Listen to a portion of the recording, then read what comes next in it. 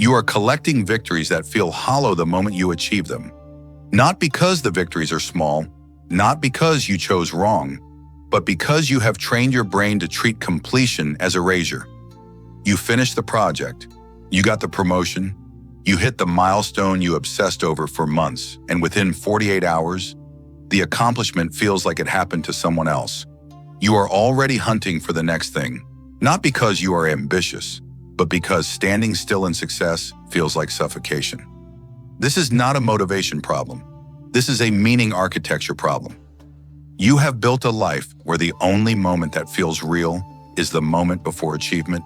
The chase gives you purpose, the arrival gives you nothing. So you have become addicted to the state of wanting, and your brain has learned to devalue everything the instant you possess it. Your ancestors did not have this problem. When they killed the deer fed the tribe for days. The success had duration. It had consequence that stretched forward in time.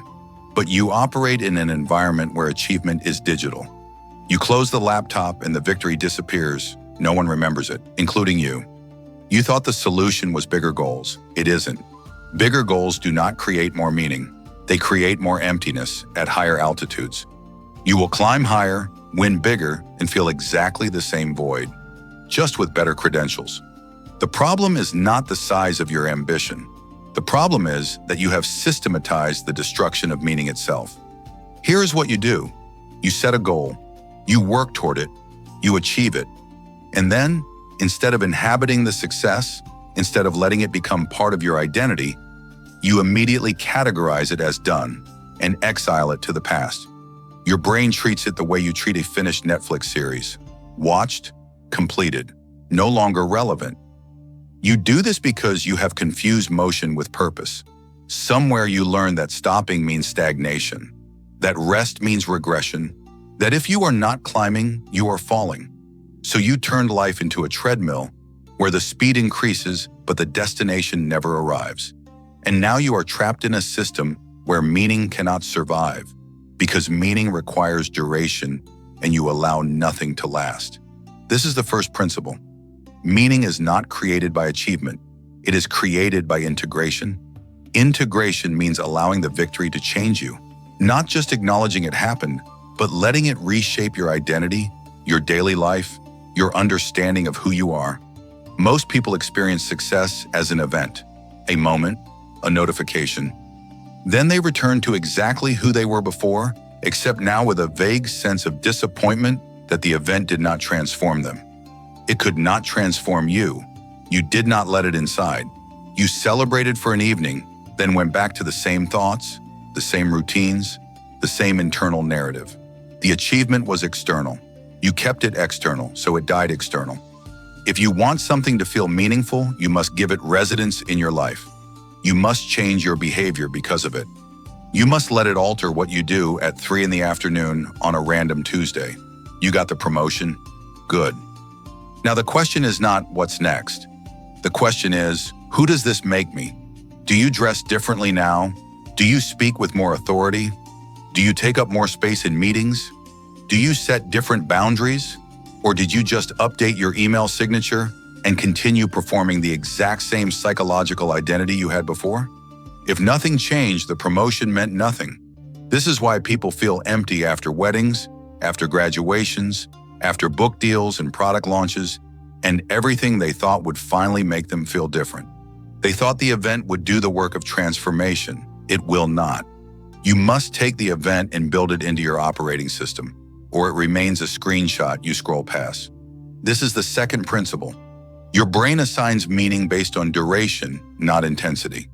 A single perfect day does not create meaning. A single transcendent experience does not rewrite your life. What creates meaning is the sustained presence of something over time. It is not the wedding, it is the marriage.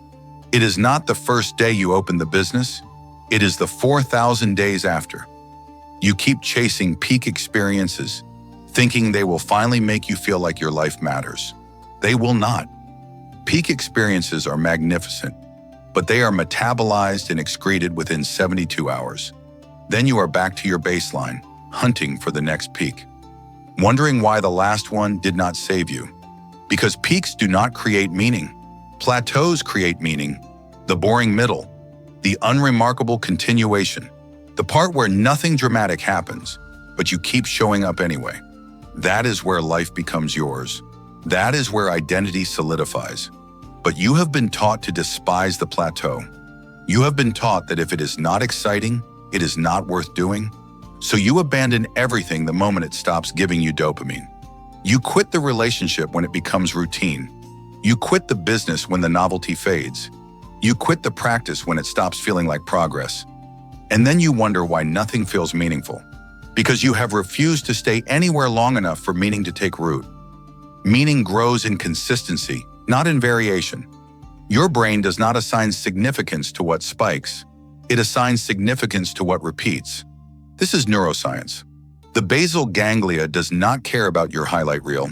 It cares about what you do when no one is watching, on the days that do not matter, in the moments that feel like nothing. That is what builds the sense that your life is real. But you have trained yourself to dismiss those moments as filler, as the forgettable part between the meaningful parts. You have it backwards. The forgettable part is the only part that builds meaning. The highlight is just proof that the forgettable part worked. This is the third principle. If you cannot name what you are building toward, you are not building. You are performing. You have goals. You have milestones.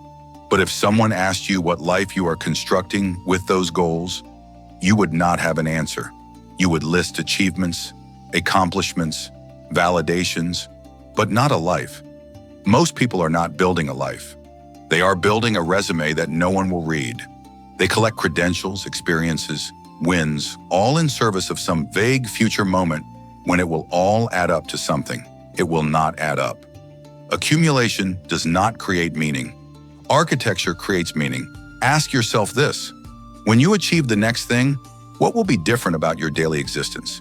Not your status, not how people perceive you. What will be different about the texture of your Wednesdays? If the answer is nothing, then the goal is decoration. It is not structure. And decoration does not make you feel like your life matters. It makes you feel like you are maintaining an image. You need to know what you are building, not what you are achieving, what you are building. Are you building a life where you have deep, unrushed conversations? Then your goals should create more time, not less. Are you building a life where you are physically strong at 60? Then your goals should reinforce daily movement, not destroy it. Are you building a life where you feel intellectually engaged? Then your goals should involve learning, not just earning. But you do not think this way. You chase whatever feels impressive, whatever sounds good when you tell people, whatever checks the box of success. And then you are confused when checking the box gives you nothing, because the box was never connected to the life you actually want to live. This is the fourth principle. Meaning collapses when you refuse to grieve what ends. You finish something and you immediately start the next thing. No pause, no reflection, no acknowledgement that something just died, because finishing is a death. The project that consumed you for 6 months is gone. The goal that structured your mornings is irrelevant, and you treat this like it is nothing. It is not nothing. Your brain experiences completion as loss, and when you do not process loss, it becomes numbness. You stack unprocessed endings on top of each other, and eventually you feel nothing when anything ends, which means you feel nothing when anything begins, which means you feel nothing at all. You must grieve completions, not with drama, not with ceremony, but with acknowledgement. You must say to yourself, this part of my life is over. It will not come back. I will not be the person I was while I was doing this. Then you let it go. Most people skip this. They are terrified that if they stop moving, they will realize they do not know who they are. So they stay in motion, and the motion becomes their identity, and they wonder why they feel like a ghost. You are a ghost because you have not inhabited anything long enough to become solid. This is the fifth principle. You cannot feel meaning in isolation. Meaning is not an internal experience. It is relational. It is the sense that what you do affects something outside yourself, that your actions ripple, that your presence changes the structure of the world even slightly, but you have built a life that is hermetically sealed. You work alone, you succeed alone, you celebrate alone, and then you feel alone, because you are. You optimize for independence, And independence delivered exactly what it promises: freedom from needing anyone, and with it, freedom from mattering to anyone.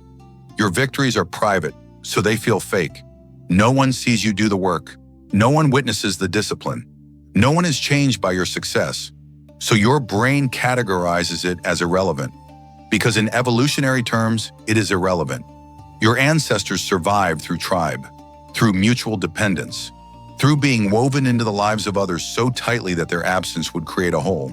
You have created a life where your absence would create a gap in a spreadsheet. This is not about needing validation. This is about designing a life where your work is witnessed, where your growth affects others, where your choices create consequences that extend beyond your own nervous system. Find people whose lives improve because you showed up, not people who applaud you, people who need you, not in a codependent way, in a structural way, the way a beam needs a foundation, the way a student needs a teacher, the way a team needs a captain. When you are structurally necessary, you feel real. When you are optional, you feel like a simulation. This is the sixth principle. The thing you are avoiding is the thing that would make everything feel meaningful. You know what it is. It is the project you have not started because it is too big, too uncertain, too likely to fail. It is the conversation you have not had because it would cost you something. It is the commitment you have not made because it would eliminate other options. You are keeping your life reversible, and reversible lives do not feel meaningful. They feel like rehearsals. Meaning requires stakes. It requires the possibility of loss. It requires you to put something on the table that you cannot get back. Most people will not do this. They optimize for optionality. They keep every door open. They refuse to make the choice that would foreclose other choices, so they never feel the weight of their own life. You must make irreversible commitments, not reckless ones, but commitments that cannot be undone without consequence. Commitments that change the physics of your existence. Start the company, have the child, move to the place, make the promise you cannot break without breaking yourself. This is not about limiting your freedom. This is about creating the conditions where your freedom matters. When everything is reversible, nothing is significant. When you burn a bridge, the bridge you are standing on becomes real. You will resist this. You will say it is extreme. You will say you need flexibility. You will say life is about balance. Good. Let them say it. While others keep their options open and feel nothing, you will make the choice that makes every other day feel like it is attached to something larger than mood. This is what you do now. You take one current goal and you ask, if I achieve this, what will I let it change? Not what it might change, what you will actively, intentionally allow it to restructure. Your schedule, your identity, your relationships, your environment. Write the answer down. Then you take one plateau, one boring, unremarkable part of your life that you have been tolerating, and you ask, what would it mean to treat this as the foundation instead of the filler? Then you take one irreversible commitment, the one you have been avoiding, and you calculate the cost of not making it. Not the cost of making it, the cost of keeping it optional for another year. Then you decide what dies today and what begins tomorrow.